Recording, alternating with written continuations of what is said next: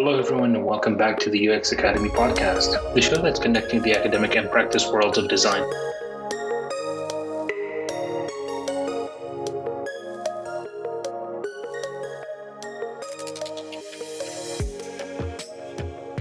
Today's episode is all about icons. Recently, I had the pleasure of attending a talk by David Canfield Smith at the Chi conference. This name might not be as familiar as, say, Jobs or Gates or even Johnny Ive, but David and his work are very influential on the interfaces that we use every day. You see, back in 1977, David created the Pygmalion system. The Pygmalion system is really where computer iconography started. David went to work at Xerox PARC, where they adopted his Pygmalion iconography and they created the star system and the graphical user interface. You may know the next part, which was the famous story about how Steve Jobs toured Xerox PARC and saw the graphical interface for the first time, and that's how we got the Mac. It had colors, it had icons, and it had to say hello.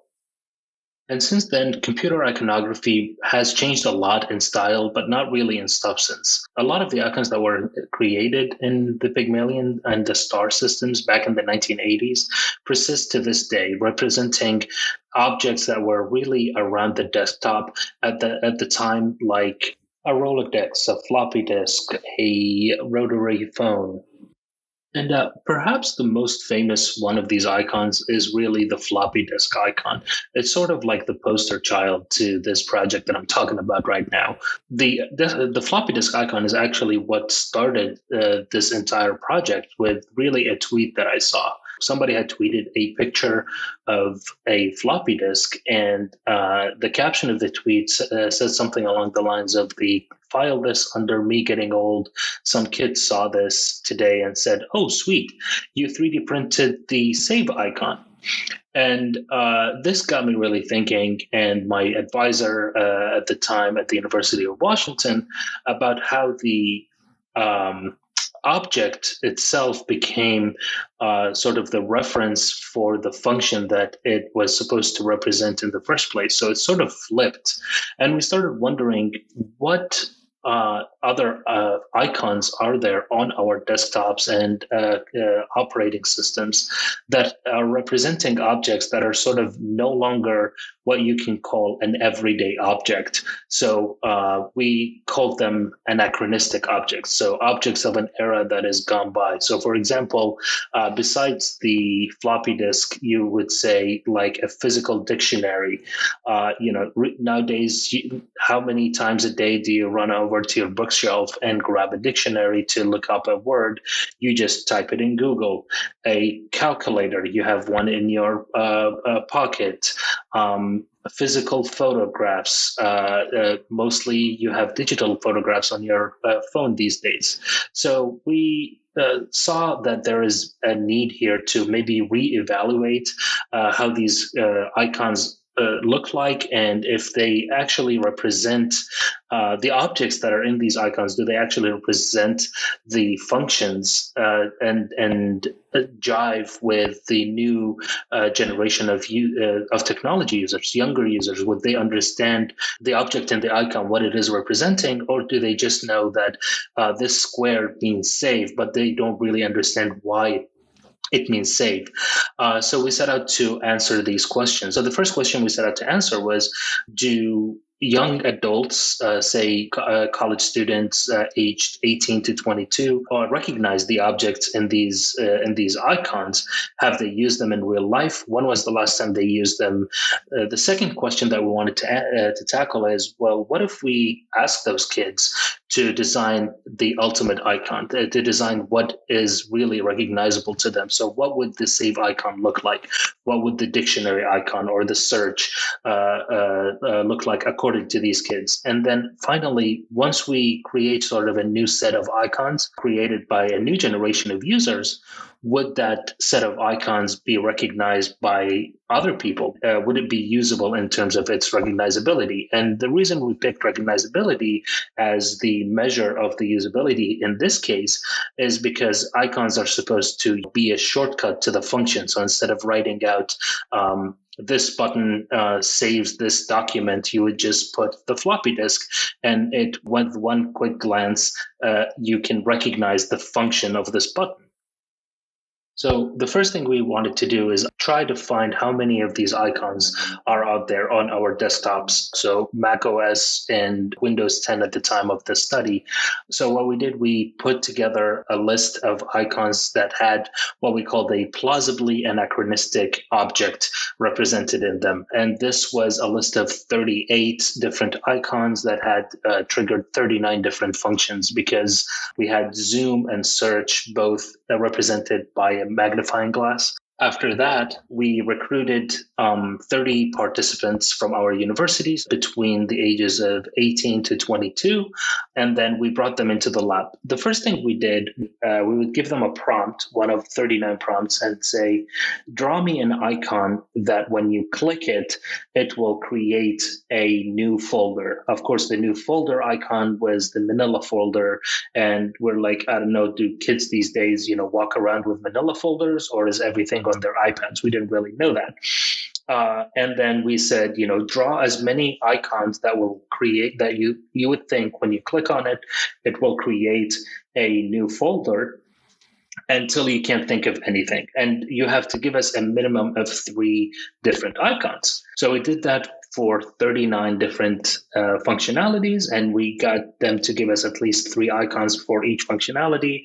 And we ended up with something around 3,500 different icons that we actually had to go through and then, do some coding on it to put them in different categories and understand which ones were, where they actually drew the same icon that we deemed to be anachronistic, or did they come up with something new? And then what we did is we, for each function, we found the most popular icon among all the participants and assigned that as the new icon to create a new set. And this procedure is called an end user elicitation study. It's very popular when researchers are trying to come up with a new form of interaction, especially with gestures. It's very popular with gesture research, where you would bring users into the lab and show them something the system is doing, say deleting an item, and you tell them, okay, what gesture would you do to delete to make the system delete this item? Over many users and many proposals, you start to find patterns and get a new set of interactions that are generated by the users themselves. So when one of our participants finished proposing icons for all 39 different functions, that usually took about 2 hours. That was the first session. We asked them to come again at a later date, and we gave them a deck of cards that had numbers on the back, and on the front of it was just the icon without any context, without any text. And then we asked them questions about each icon. We would ask them, what is the object that you see, not the function that this icon triggers. We didn't even say that this is an icon. We would say, what is this? What is this object? And see if were they able to actually recognize what this object is. And then we would say, okay, if this object is an icon, if you're clicking on this icon, what would it do? So basically, we're asking for the function associated with that icon. And we asked them some follow-up questions like, have you encountered this object in your life? When was the last time you used it? And something like that. One cool anecdote that came out of this study was when we were asking our participants if they knew what this object is, and it relates back to our star icon, the floppy disk. One of the participants said, we asked him, what is this object? And he said, oh, that's the save icon. And we're like, okay, yeah, we know that's the save icon, but what is the object itself? What is the physical object in this icon? And he said, oh, that's a fridge. And I had to break my script and ask, why do you think this is a fridge? And he goes, well, because you save things in the fridge. So we found that 17 of the 39 icons remained anachronistic. So basically, they stayed the same as a result of the sketches that we got from our 30 young adult participants. But 22 had new concepts. We also found that 73% of all the icons that we got were representations of physical objects. This really kind of ties into the idea of icons being metaphors to our physical world, and what David Canfield Smith started back in the 70s, where he took physical objects around his desktop and represented them in icons, still persists to this day with the younger generation of users. The remainder, 27% of the icons that were not of physical objects, were mostly made up of either text or abstract shapes. And in our second part of the study, when we asked the participants to identify the objects in those icons, represented in those icons, and what the icons do, and if they had encountered them themselves, we found that there were only 16 of the plausibly anachronistic physical objects that all of our 30 participants have ever used. So we took our new set of icons that we generated from the sketches of our young adults, and we wanted to test how recognizable it is. This set had 39 icons, and 22 of them were new here. For example, the search icon changed from a magnifying glass to being a search bar, kind of like the Google search bar. The zoom icon went from a magnifying glass to a plus minus. The save icon, of course, went from being the floppy disk to just the word save. And another example was the paste icon, where it is a clipboard and a piece of paper on it turned into a glue bottle. So we took this set of 39 new icons and we recruited 60 participants online, and we showed them these icons that we generated as a result from our sketches from the young adult participants that we had in the lab. And we just showed them the icons without any context. So there was no words associated with it. There was no use case, or they were not in the use within the context of a system. So we really wanted to understand what this icon would mean to a certain user.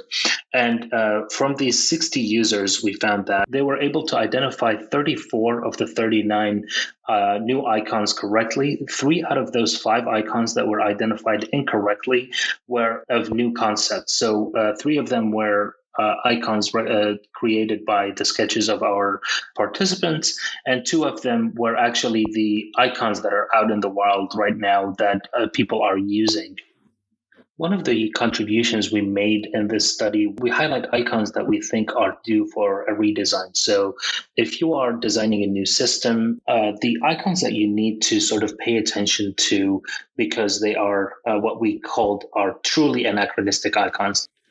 And we call these truly anachronistic icons because A, they represent objects that from our research we found that young adults have never really encountered it and never used them once in their lives. And 2, they proposed new icons for them, that these icons performed better than the old anachronistic icons in terms of their identifiability. These truly anachronistic icons are the search icon, the zoom icon, video chat, date, time, and setting, so is calendar, dictation and speech, save, paste, copy, power settings, energy saver options, and identification notification, and file history. We published the full results of this work in the International Journal of Human Computer Studies. Of course, if you are really interested in learning more about what we did and the full details of our results, you can reach out to me directly on social media. I am at theaxeali, or you can head over to studio89.design, where I will be uploading the full PDF of this paper, in which we provided insight into young adults' high reliance on physical objects to depict computer iconography. We also provided a taxonomy of computer icons, and we highlighted 20 anachronistic icons that are in desperate need of redesign. Thank you again so much for listening, and hope to see you next week with another episode of the UX Academy. In the meantime, if you'd like to support us, please head over to studio89.design/store and pick up something that you like.